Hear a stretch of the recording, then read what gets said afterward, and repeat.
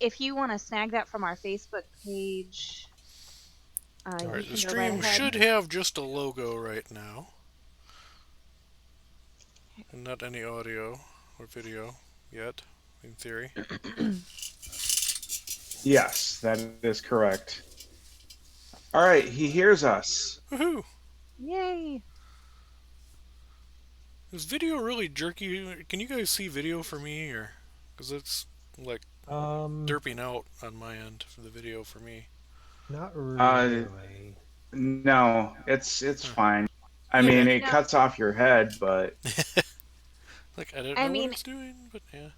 if we have to go to, if any of us needs to go to audio only, I mean, everybody understands that this quarantine stuff is causing a huge drain on bandwidth. Yeah. So, yeah. Alright, are we ready to actually start, or? Let me share this real quick, and then I might be able to get a few people watching.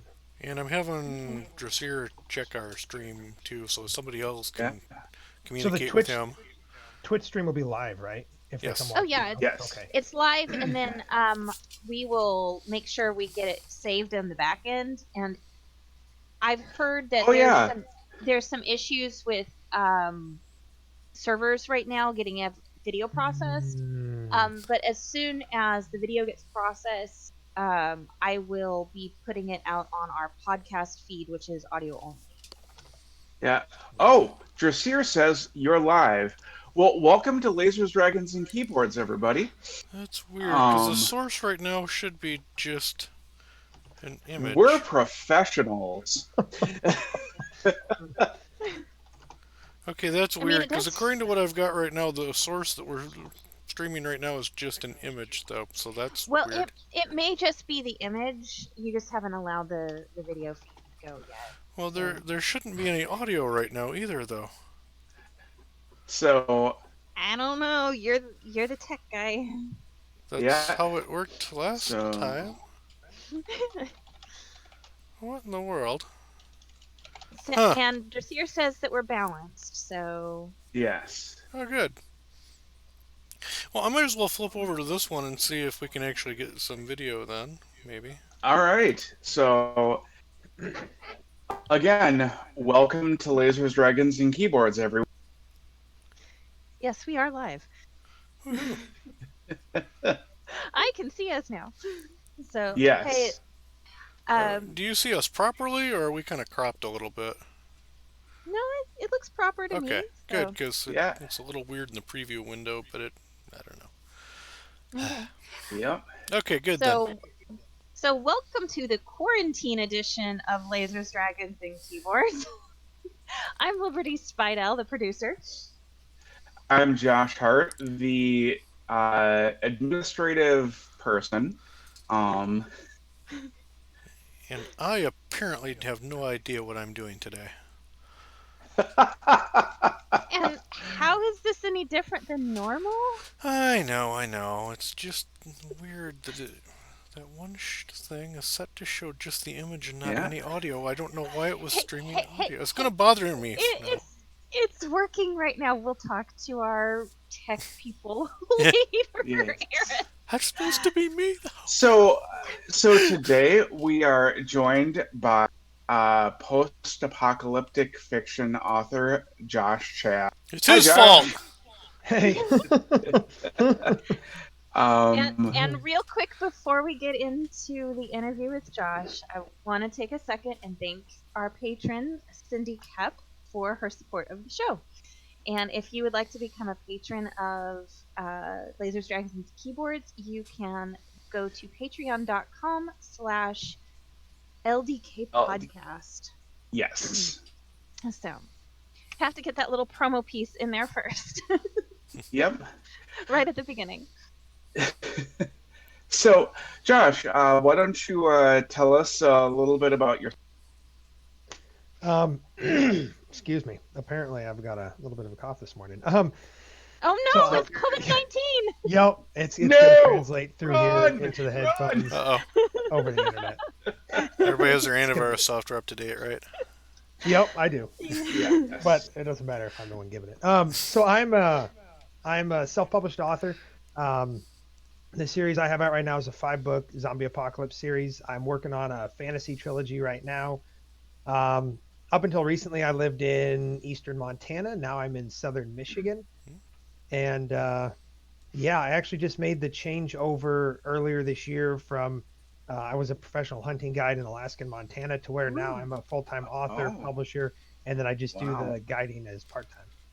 So you moved to bravo. Michigan on Wow. purpose, not for work. Yes, yes. It was I mean, it's yeah, nice I here just and all, but if I was wanting to move somewhere on purpose, it'd be like, Florida, Arizona, Belize, somewhere in the Caribbean or Caribbean, or, yeah, whatever. I mean it was I guess it was kind of on purpose. We're not going to be here for very long. My wife and I are helping out a buddy plant a church here in southern Michigan. Oh, And we didn't have Very cool. anything else going on, so we came out here because we can kind of do what we do from anywhere, and came out here and are helping him do that. And then probably going to go back out to Montana or somewhere out west in 2-3 years. That'll be Very really cool. mm.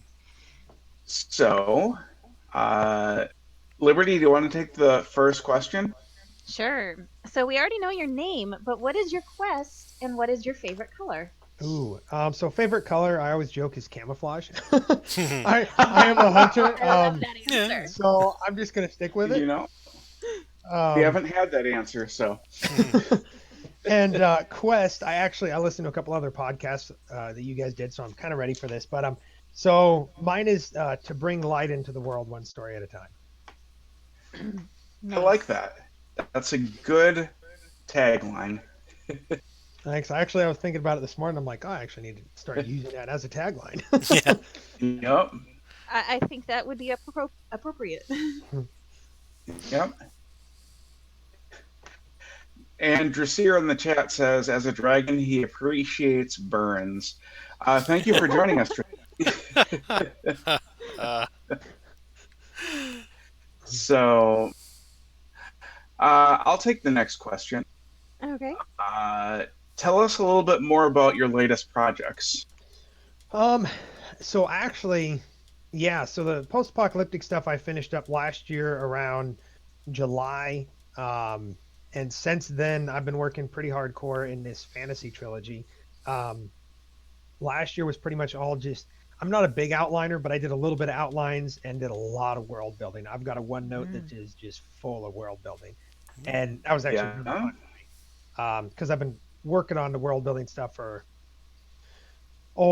probably 10 years, but finally getting it all down was fun. So I've started finally after the first of the year, start actually writing these stories. So I actually have it's a trilogy with uh, a novel prequel, a novella prequel, and a short story prequel, and I'm done with Oh, the novel wow. prequel. The short story prequel I'm working on now, which is only going to be about like 10,000 words, and then I'm going to start on the actual book one here Nice. Okay. hopefully sometime in April. Wow. You know, And that's post-apoc too? no, so that's fantasy. That's Oh, high fantasy. Fantasy. Oh, Um, nice. Yep, magic, dragons. I mean, all that good stuff. Elves, dwarves. Okay. Excellent. I have a follow-up question. How why the jump in the various genres? I mean, post-apoc is so dramatically different than fantasy. mhm. I mean, It how is that is. going to work with, you know, um, reaching your readers? Yeah, because post-apoc is, So current events. yes, yeah, no, I was gonna say I'm loving this. I'm telling everybody like, hey, you need to read my book so you know what happens next. And they're like, I hope not. And I'm like, but no, it's actually funny. So I would classify myself as primarily a fantasy author. Okay. That's what I mean, technically, I wrote the first book in this series 3 years ago, but I'm rewriting it because it's brutal. Um, Mm-hmm. and so that's always been my bigger passion. But I had this idea for just a very low key, slow zombie, like very Walking Dead inspired um, story. And I'm like, okay, when I first got started being an author, I'm like, who's gonna like the people I know now, the people that are actually gonna buy my books without a platform, are they gonna want to buy something that is a lot more like zombies and guns or like magic and dragons. And I'm like, okay, definitely zombies and guns, because a lot of people I know are, I mean, they're into hunting, they're into guns, they're in that kind of industry. So I'm like, I'll do this first, and I did it, and then it got enough success with just on Amazon with people that I didn't even know picking it up and reading it, to where I'm like, okay, I'll continue it. It turned from a standalone book into a 5-book series. Nice. That actually did pretty well, because it was able to just make me realize. I mean, I was really blessed in its success. Some of it was hard work, and a lot of it was just, I mean, luck and God. So I can't take the credit. And but with that, it was able to launch it to where now when I'm diving into this lot more intense fantasy business wise, I have a lot more handle on it. But you had a question specifically with readers, and I actually polled my newsletter group here beginning of the year, and I'm gonna get. I mean, it was a small overlap. Yeah, and a small, like, what's it called when you have like a small amount of people and a big amount test group or whatever. That actually answered the quiz or the survey, and I'm probably going to get about 75% crossover that are going to read. They read both science. They both read both science fiction, like post-apocalyptic, and fantasy books. So there's going to be 75% of my readers that are they're going to read it. I got some other answers that people are like, I don't really like fantasy, but I'm going to read it because you're writing it. I'm like, sweet. And then I got about 20% that are like, no, I'm just going to wait for your next post-apocalyptic book, because I plan to write more post-apocalyptic, because I didn't like it as much when I first started it, but once I got into it, I really liked it. I mean, I just love the whole concept of when there's no laws, there's no regulations. How far will you go? Like when it comes to protecting your own, to protecting yourself. I mean, when there's nothing stopping you besides your own morality and faith. I mean, how far are you going to go? And so I love that question primarily, is why I like post-apocalyptic and guns and zombies. So well, of course. Okay, I have another follow-up question. What's your favorite gun? Okay, so that's actually a hard question. I never thought about that. Probably right now it's my AR-15. Okay. It's just a good, I mean, all around. Right now I've got a I think it's a 2 to 8 power scope, so it can reach out there a little bit. I mean, it's good for close range. I got a suppressor on it. And that right there is probably just the best all around, because I mean, yeah, it's probably just the most dynamic. But you can't go wrong. I really like Glock, so I got a Glock 19 that I really like too. That's really good for. Officially jealous. I really want a Glock 19. Oh, it is. I've had quite a few different handguns over the years, and it is by far my favorite. And I mean, I even have a Kimber 1911 that is phenomenal. But oh wow, it's just I mean, I could whip it out here if we wanted to see it, but I don't know if you guys want that on the stream. So I'm not sure that Twitch allows that. Yeah. I don't know either. Right. Probably not. We'll just leave it there. So we'll have to get together later and share guns. There you go. Yes. There you go. I like that. So, Aaron, you're. What question are we on again? 3? Yes. Yay. Yes. I remember. We're on question C. Wait, what? All right, now I'm confused. Oh yeah, just. I thought I was doing good, and then you have to throw in C out of nowhere. Question C. What is your favorite sea fish then? Favorite sea fish. Remember, this is Josh's fault. To eat? Or pet, I don't care. Okay, a sea fish. That's a question I've never been asked before. I might need to think about it a little bit. All right, now for question 3, Aaron. Oh, for question 3. Well, now I'm going. See, that's where I thought we were in the questions. Question 3 is: do you have a favorite scene or character from your current book or series? Okay, so I'll actually answer the first one too. Probably a shark, because I mean, technically a shark's a fish. That is true. Yeah, I do like petting them because I got that sandpaper skin. That's fun. But for question 3, so favorite character, I have to say is my main character.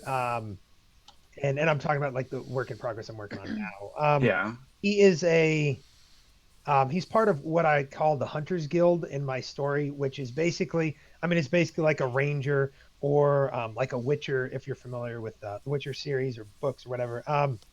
And so he's basically not primarily or not specifically a monster hunter, but does any kind of quests for coin. They have an honor system, and so he's really my favorite because the way he starts off when you find him in the beginning of the series, take the prequels aside, is he's very much that gruff, hard, just stays out in the wilderness and only comes into town to get a new quest and refresh supplies and stuff, and then goes back out a loner. And then he meets somebody, this girl starting in book one, and just the progression of how he progresses as a character through the whole series is just really. I haven't written it yet, but it's gonna be fun. And so that's definitely my favorite character. And I do have a favorite scene. And it actually takes place in the first book, which I can't give too much away. But since I've kind of written this first one, I'm going to be rewriting it. I kind of have a decent idea on what's going to happen. We'll see. But it's towards the 3/4 mark, and there's the guy and the girl, Warren and Claire, surrounded by these baddies, and they got to fight them. And after that, they fight them, they escape, but then they're being chased. And the main character loses his weapons, and so they're unarmed. And there's something that takes place there that is the buildup of the whole book, and just kind of like moment. And I just love writing it. I love reading it. Whenever I want to get motivated to write, because I mean, usually in the morning I'm like, I don't want to do this. I have to do this now, instead of for fun. I usually kind of think about or read that scene, and I'm like, okay, I'm going to do this. So Nice. Okay. Nice. So I have a follow-up, kind of. Oh. Have you taken any of that kind of moral quandary aspect of post-apocalyptic fiction and brought it into your fantasy? Or have you gone a new direction in terms of that sort of thing? Yes. So I always like to have very hard hitting kind of themes, I guess. And I actually had to figure that out for this series in this book, because when I first wrote it, I'm just like, oh, I'm just going to write this story. And then I was actually reading a book on writing by Stephen King, and he was talking about like every story, there should be a reason for this story. And at that point, I'm like, I don't really have one. And so in the rewriting process, so there is going to be some of that, because it is fantasy, and so it's set in medieval times. So there's laws, but there's a lot of ways to get around those laws. And so there's definitely going to be that of like, what will you do when there's and what I really went with this one for the kind of the moral question is your word being your bond. This character follows something that's actually called the Code. I think the full name I'm gonna go with is like the Code of Valor, and it's this group. I don't know, but so he's part of another group that's kind of this secretive. It's called the Brotherhood, and they follow this Code of Valor, and it has tenets, and it's a lot like Bushido for the Japanese samurai, or like the warrior ethos for the military, and it's kind of and then for the or warrior ethos for Sparta, and then like just all these pieces of just like a honor system you live by. And so throughout the first book, he's really struggling with that, because there's some situations that come up where he gave his word, and his word is his bond. But now if he keeps his word, there's deep implications on somebody being hurt, maybe killed. And so it's this struggle of like, my word is my bond. And in his backstory, and I'm actually, the story that I'm writing right now is he really followed this, and then some things happened where he kind of fell off, and he was just drifting and didn't really have a code. And then he gets that code back, and when he gets it back, he like holds to it like it's his lifeline. And so this point in the book, when he's having to decide whether he continues to follow this code to the T, to the letter, or whether there's a little bit of flexibility in it, and it's him having to grow as a character, because to let go of that lifeline, he's really got to embrace just a different mentality. Right. Okay. So. Very cool. Cool. I think I got off on a little bit of a tangent there, but Oh no, Hey, that's fine. the That's fine. tangents are often the best part. yes, That's yes. right. I mean, this whole podcast is just a tangent. Oh, that's true. Oh, I like it. Yeah. I like it. Pretty much. So let's talk about editing. What does your process look like?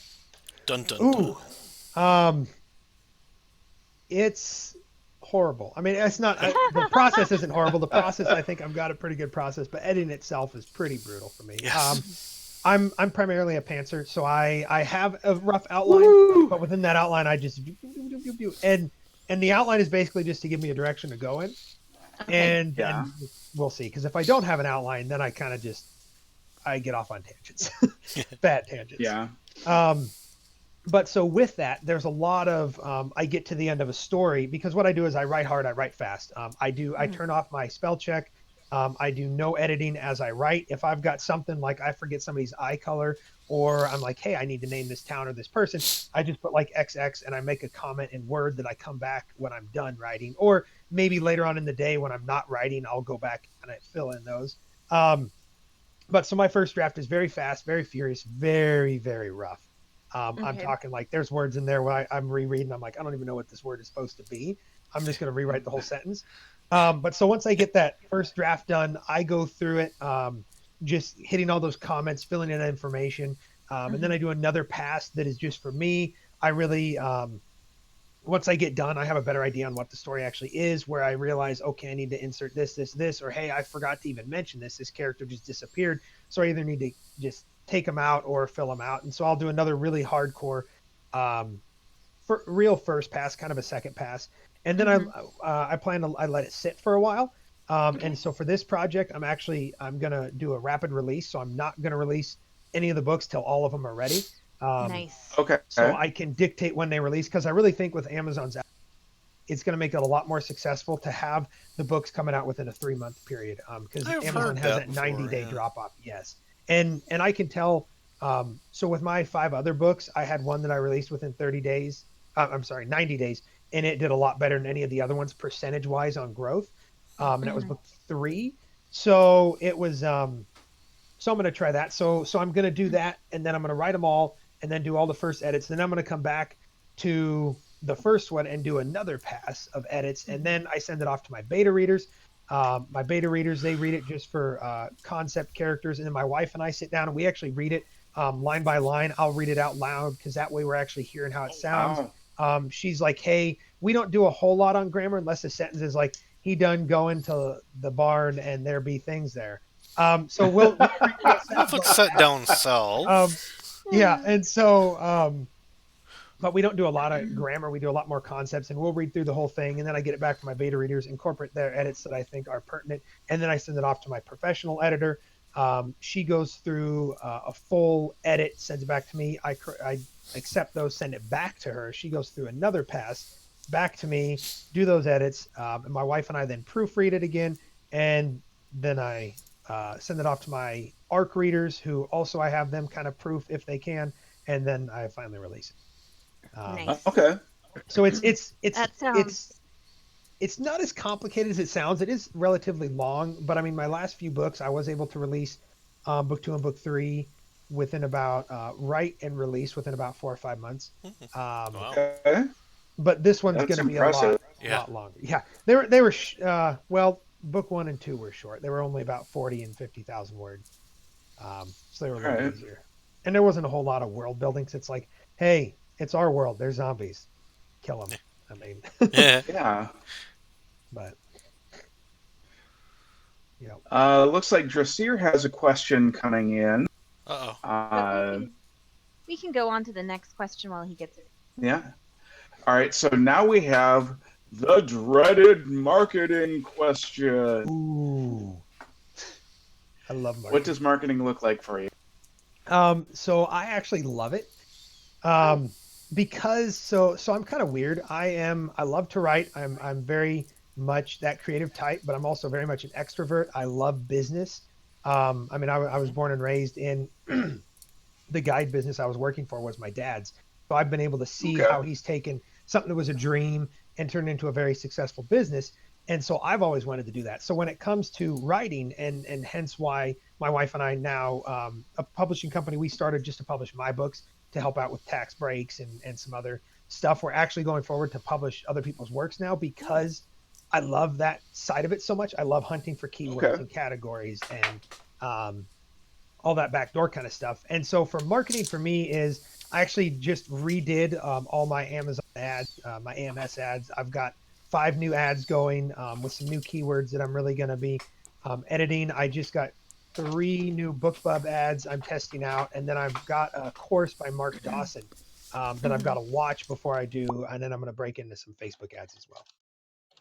I've heard really good things about Mark Dawson. Of course, I have not Yep. taken him up on it yet, but I do follow Brian Cohen pretty closely. So. Oh yes, and it's I did the AMS side of the course a couple of years ago, and I'm redoing it now that AMS changed their whole platform. And Okay. it was really good.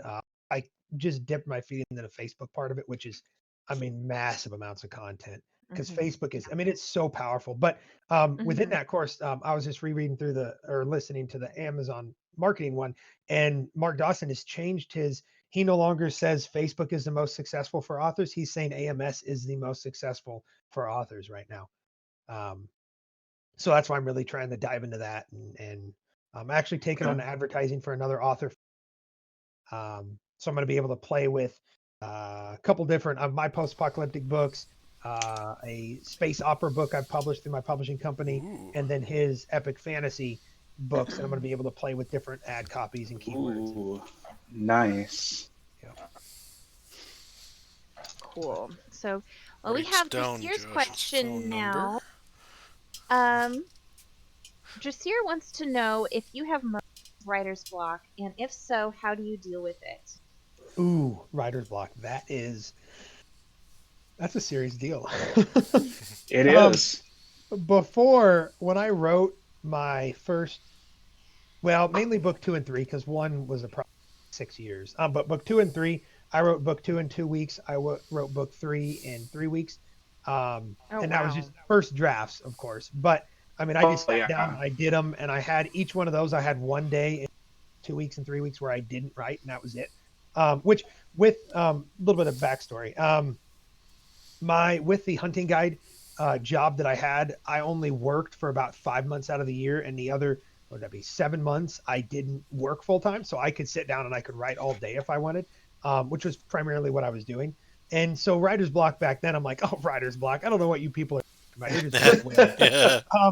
And then book 4 came along, and it was a brutal slog that, I mean, it took, for me, which was a long time, was 2 months. It was still, but I was encountering a lot of just like, I get to a certain part and I just have to just go through it. And then, but then now coming back, making this change into full-time author, publisher, that really messed with me mentally, I think, a little bit. Because, I mean, I was quitting a career.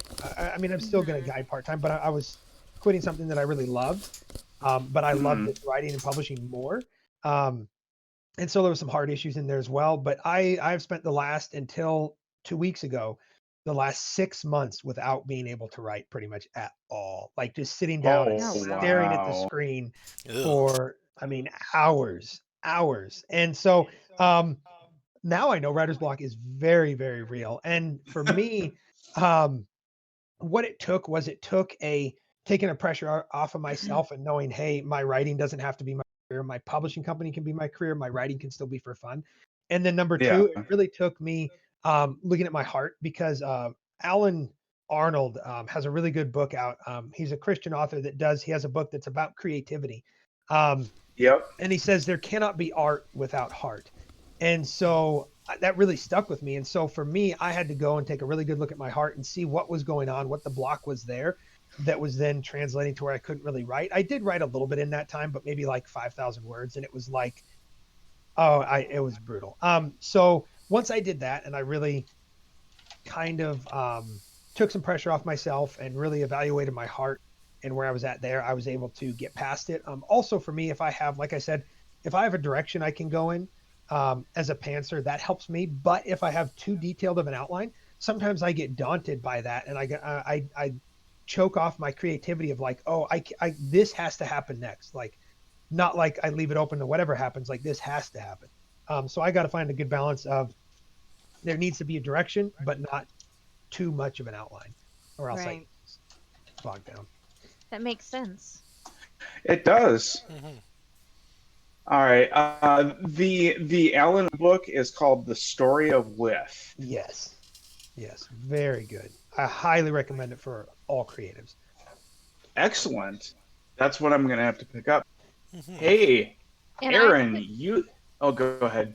I put the title and the name of the author in chat on Twitch here, so Okay. if anybody's interested, they can go look at that, and I will try to make sure it makes our show notes. Yes. Hey, Aaron, you get the fun question. Uh-huh. Liberty, roll that d6. I have a 3. 3. That would All be, right. who would be in your fellowship on an epic quest? Ooh, are we talking real people or?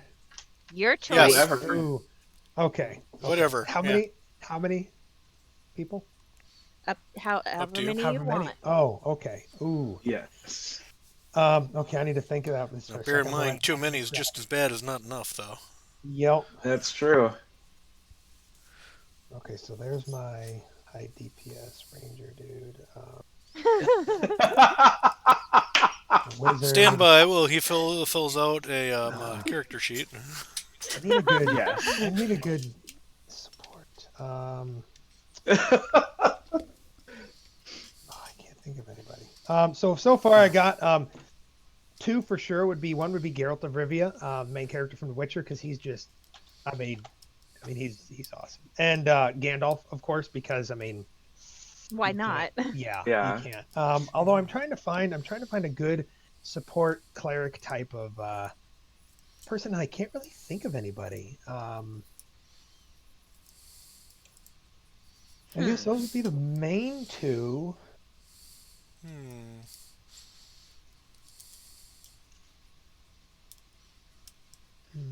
Ooh, oh, I know another one that would be awesome. Darby would work for that. What's her name? Moraine, the Aes Sedai from the Wheel of Time. She would be. Oh. Yes. And I would take yes. Alan McDraglin. Oh my gosh, I can't speak. I'd take Alan as well. So those would be my last. Those would be my final 2. Alan You and need to Moraine. go research who these people are, Liberty and Aaron. Ooh. Yes. That's gonna be Yeah, the next. That's gonna I be the next definitely Game don't of know the Thrones last. show. All right. So You we'll want to do- roll that? Yep. Okay. Who is your captain? Ooh. Doesn't have to be an actual captain, but somebody that you'd follow. I would definitely. I'd have Actual to say captain's preferred, though. Aragorn. Yes. Anytime I think of a captain, I think of that quote from Boromir, "My captain, my king. I'd follow you anywhere." So I just instantly think of Aragorn. So I'm gonna stick with it. He's kind of a captain. He's more of a king. Yeah. We'll take it, yeah. Because Yeah. I don't really think of any other captains. Because I'm not a big. I know people are probably gonna hate me, but I'm not a big sci-fi fan. So definitely, Get out! yeah. But I do take Star Trek over Star Wars because Star Wars has just flopped massively in the last several years. I am Yeah. severely disappointed. If you want to be not disappointed. disappointed, go watch The Mandalorian. We've started. Yes. Got 2 episodes into it, and It starts to get good about the 3rd or 4th episode. I mean, really Okay. good about the 3rd or 4th episode. good because we've liked it. My wife and I've liked it so far. We're just also watching, and it's just so funny that we're hooked on it. But we are. Yeah, I need to watch Mandalorian because the first 2 episodes I liked. They weren't. They're more set up for the actual story, though. The first 2 or 3, I don't remember. Oh, got it. But And if once that ball Sorry. gets rolling, though, oh man. That's what I've heard. I've yet to hear anything like anybody not like it. So that's a pretty good sign. and I on Thursday was the season finale of Picard, and as a Trekkie, that was a good. I mean, I need to watch I that. actually- Rumor has it's free now. Yes, I actually cried in the last episode, and I'm not a crier, so. Ooh, Yeah, liar. that'll Wow. be good then. Aaron. Couldn't resist. Fair enough. So, Josh, what's up next for you? So writing wise is just keeping on with this fantasy series. I'm really excited in the next month to start on actual book one. Cause I mean, that's when the story really starts. The prequel ones were nice because it helped me figure out what happened before exactly.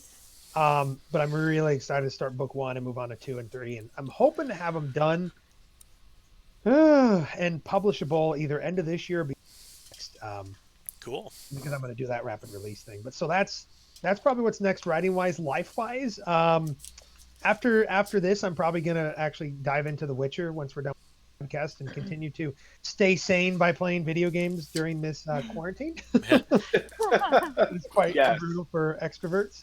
Although I have enjoyed it a little bit because I've been able to get a lot of writing done. But Well, I've been loving it. I get to stay inside and nobody wants me to go places. That's wonderful. Okay, I'm not personally a gamer, but these two are. I do RPG with them, but what games do you enjoy? So I've actually just started D&D, which has been a long time coming because it was out. I mean, literally the middle of nowhere. Yeah, they literally got me started in October, so... That's me too. I started, a year ago, roughly? Mm-hmm. It's kind of the same thing for me. I've been wanting to play since, like, the 80s, but I'm in the middle of the cornfields, no way to play with, so... Yep. Yeah, you started in 2018, late 2018. Okay, so about a year. Aaron. Yeah, so that's been fun. I've played a couple one shots, but we just had our first session last week, and of course it was online. It was over. It was a lot of fun. I'm really excited. I'm really excited to actually get a physical group going because I think that would be even cooler. That's what I was looking for before this whole quarantine. Yeah. So I just started doing that. Physical groups are great. But if you can't, I mean, we have tonight we're actually going to be pirates. Yeah. So that's going to be so Let's much be pirates! Oh, this character's going to be so much fun. Yes. So you guys have a Twitch channel where you do your D&D stuff, right? Yeah. Yeah, that's twitch.tv/AfterAtlantis. That's where we do Agents of the Nexus. Yep. But which is Ryan, on a short hiatus right now. Thanks to the stupid government. Yeah, pretty much. Panicky people. Yeah. A lot of the other ones we do just through Discord. So I mean, if you want to come and listen in, we would. Yeah. Although I hear Shade keeps, or call you Shade because we usually, when we're talking D&D, when Josh gets his act together, he's going to be streaming it on his channel. Yep. So never? No, sorry. I'm in a mood today. I mean, this is me we're talking about. Getting my act together just isn't. So, Aaron, you want to take the last question? You sidestepped that. Yes. Yes, I did. Last question. Where can we go to learn more about you and your work? So joshuacchad.com is probably everything's linked to there, or Facebook. I'm under. Everybody's on Facebook. Yes, Facebook and Instagram at looks like author Joshua C. Chad on Facebook and Instagram, and that's Chad with 2 D's on the end. 2 D's, yes. Oh, that is important to know. It is because most people do 1 D, and it's yeah. But that'll get you somewhere entirely different. I don't even know if that's registered, it will. But I have to find out now. Yeah. I should buy that domain and that stuff and just make another page. Probably should. Just redirect it. Hey, there you go. Just redirect it back to the main page. Yeah, that's probably the best idea. That happens a lot. Because even putting it on Amazon, when I search my Josh Chad with 1 D, it's like, oh, okay, and I type it in. Luckily, I come up. So. Oh, good. Funny. But yeah, so Facebook, my website, Instagram a little bit. I'm throwing around the idea of a Discord server just because I've gotten into Discord in the last little bit playing D&D and then also playing with some buddies. We've been playing Smite. Nice. And so